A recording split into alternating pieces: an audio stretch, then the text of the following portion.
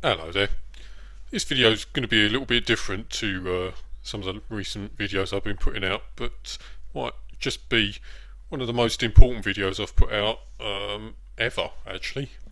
We'll talk about something that's really of interest to traders, definitely, but actually, really to anybody who wants to prosper and do well in the future. We'll talk about freedom. I took up trading, as I've mentioned before, to get more freedom, which is where the name of the trading course came from, obviously. But what does freedom really mean? I suppose it means different things to different people. To me, when I started my journey into trading, it meant two different things. First off, it meant freedom from the dreaded day job.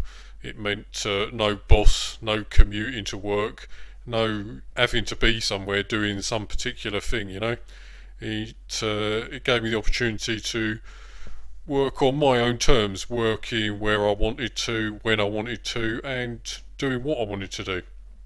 Now, day trading does this kind of freedom brilliantly. I mean, it meets all of those criteria. Can trade from anywhere.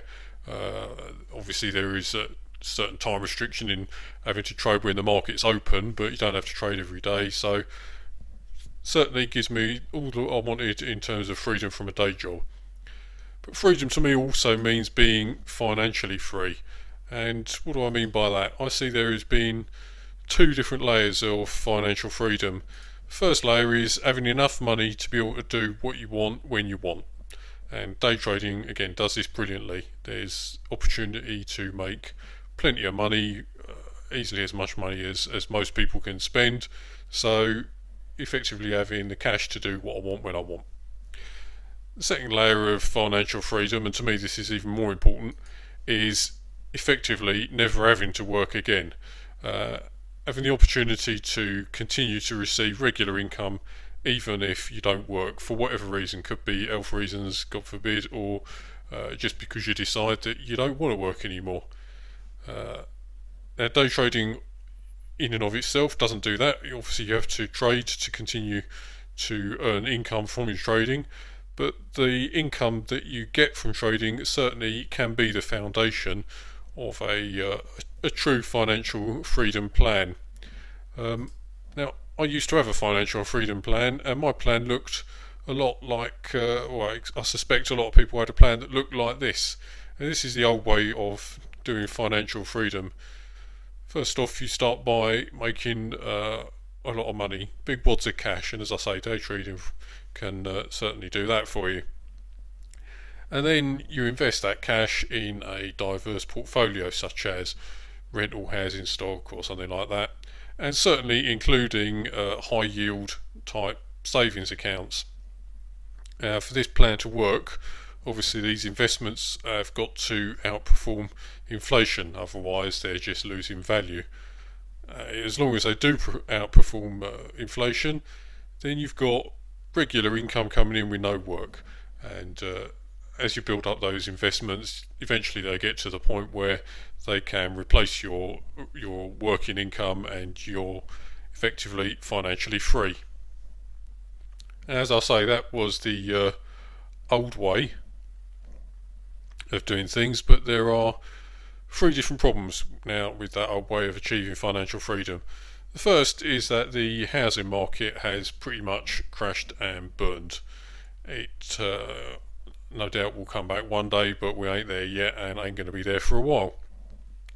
Second, and even bigger problem, is that interest rates have pretty much evaporated. So all those safe haven high interest savings accounts and bonds and whatever are now, any money that's in them is now losing value because it's no longer outperforming inflation. So that money in those accounts is effectively getting smaller year on year. And the third problem is that it is my belief that our money system, the economy, is on the brink of collapse, total collapse. You're probably thinking, collapse? What are you talking about, Harvey? I thought the recession was over. I thought we were getting through it and that things were looking up. Well, I have to say that it seems to me that we are on the brink of the biggest economic collapse that the world has probably ever known. Now, that might sound like a bit of an overblown statement to make, but I've been studying this for some time and I keep coming back to that conclusion. In fact, I started studying the whole way that the world monetary system works a couple of years ago, around the time that Lehman was just collapsing. I was working on my financial freedom plan, and I wanted to make sure that the plan was going to work, which is why I started going into this in some depth. And actually, I was quite shocked to learn how money really works. Now, maybe you know this, or maybe you don't. I certainly didn't. And talking to a lot of other people and family and friends, they never really understood this either, and are equally as shocked when I explain to them how money works. And to give you a very, very simple overview, the worldwide money system is effectively like a giant Ponzi scheme. Ponzi scheme, you've probably heard that word because it's the same thing that our friend there, Bernie Madoff, was running. Uh, Ponzi schemes work by paying investors with the money that subsequent investors deposit. So someone comes along, puts some money in the scheme. Obviously, they don't know it's a Ponzi scheme. They think it's a regular investment. Second investor comes along and puts money in. That money is used to pay the first investor's returns. Third investor comes along, and that pays the second investor's returns, and the first investor's continuing returns, and so on. And these kinds of schemes work brilliantly as long as new people keep adding money to them. But as soon as that new money dries up, then the whole scheme collapses because suddenly nobody's getting a return, and people start wanting to get their money out and put it somewhere else. Of course, that money's already gone. It's been used to pay other people's returns. That money don't exist anymore, so the whole thing goes belly up. Now, if you look at how money is created, and this is the same everywhere in the world, you'll see that money is actually a kind of Ponzi scheme because money is created out of debt. More debt has to be made to pay off the old debt, so it's a vicious circle. So everything works as long as new debt's being made to effectively service the existing debt. And in a growing economy, then that's what happens. There's new debt being made and everything's hunky-dory. But as soon as there's less debt being created from new mortgages or businesses borrowing money, all that kind of thing, then the money supply in the world starts to contract. And if that contraction continues, then money literally disappears from the economy, which means people start not getting paid, and that has obvious knock-on consequences for everybody. So the vicious circle goes the other way, with the economy effectively imploding on itself. Now, either that happens, or governments try and fix the problem, which they do by making more money. They call that quantitative easing, and it's literally printing money. And that's what's happening now, but on a totally unprecedented scale. In fact, more money, and I'm talking US dollars, has been created by the US Federal Reserve completely out of thin air in the last year than in the whole of the last 70 years put together. The idea is that this new money gives people confidence to go out and start spending again, and that effectively kickstarts the old debt-fueled economy back into action. Thing is though, if you create enough money, then you invariably create inflation, as each unit of money becomes worth less. So if you had, just for a very simple example, $1,000 in the whole of the world, and then you go and create another $1,000, every dollar is worth half as much because there's twice as many of them.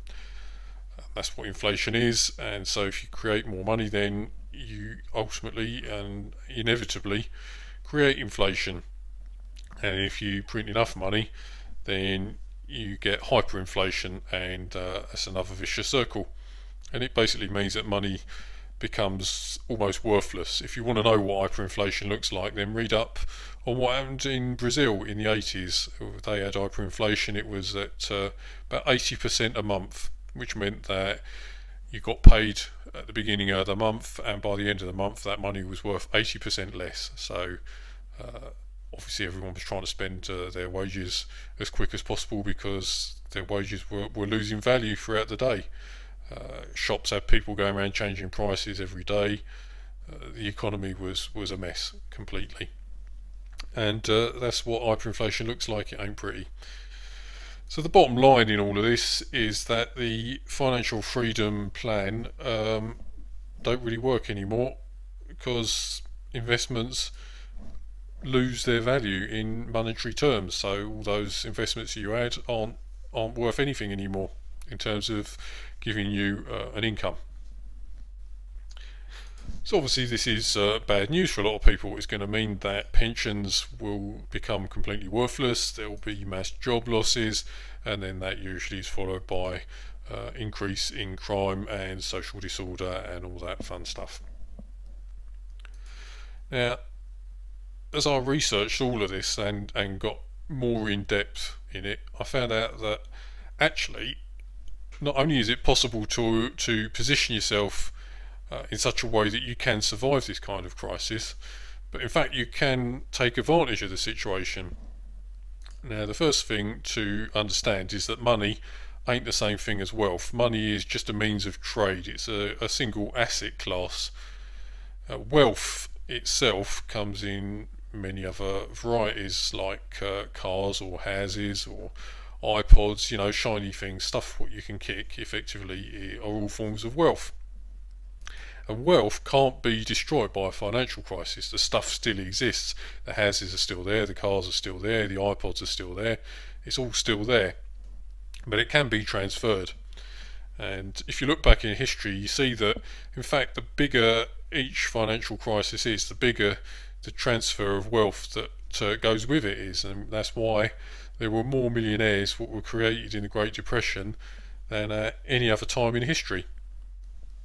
Now, the difference between the winners and the losers, the people that do profit out of the situation, is really just that the winners, the people that make the money, will be prepared. So, what is one to do? Well, as I say, was learning more and more about how this worked, and the more I learnt, the more worried I got about the impending doom, really. And for a while, I have to say I stuck my head in the sand. I tried to ignore it. I thought, this can't be right. This is too bad news. But of course that doesn't make it go away, and it doesn't change the fact that the problem exists. So I started looking around for ways to position myself to take advantage of the crisis instead of getting wiped out by it. It was already quite clear to me from my research that, as I've said before, regular investments weren't going to be enough for the reasons what we've just talked about. And it was also pretty clear to me that going offshore and investing in other countries wasn't really going to do it either. It might help, but it wasn't the whole solution to the plan, because this is going to be a worldwide problem. This is a worldwide problem, and in fact the more in depth you go into it and the more you study it, the more you realise just how much of a worldwide problem it is. As I was doing this research, I came across a guy called Mike and found he'd been on pretty much the same path as I've been on, although he was somewhat further down it than I was. And he'd been talking to a lot of people who were specialists in this kind of thing, people who've spent their entire working lives figuring this stuff out. And rather than me try and explain what he's discovered, I would recommend that you go over to his video there and have a watch of that, because he explains all this much better than I can do, and he shows you ways where you can protect your assets and profit from a crisis as well. So what's the bottom line? What am I trying to get across in this video, which I must admit has become somewhat more depressing than I had intended? The main points, I think, are these. The world's economy is pretty much screwed one way or another. The crisis really has only just started. We're in the foothills here. We ain't seen nothing yet. It's going to get a lot worse.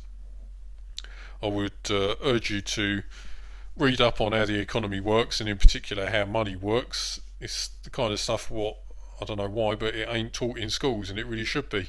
Like I said, it's quite shocking how little most people understand about what money really is, where it comes from, and what the implications of that are.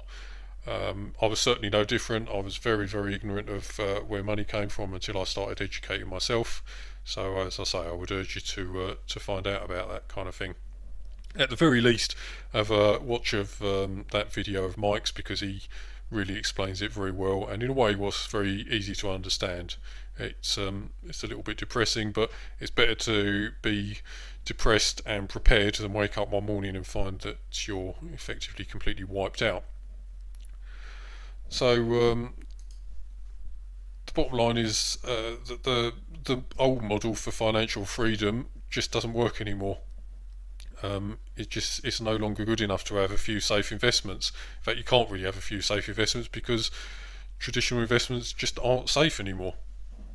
But also that crisis presents opportunity, and that knowledge truly is power. People who understand what's happening right now can get themselves in a position to take advantage of it, and this applies to everybody, not just traders, as I said right at the beginning, and not just rich people. Anyone who uses money is in a position, if they have the knowledge, to profit from what's going to happen. So given everything what I've learned in these last few months and years, I've come up with a new financial freedom plan. This isn't meant as advice, I'm just telling you what I'm doing. My plan is this. It's in 2 steps.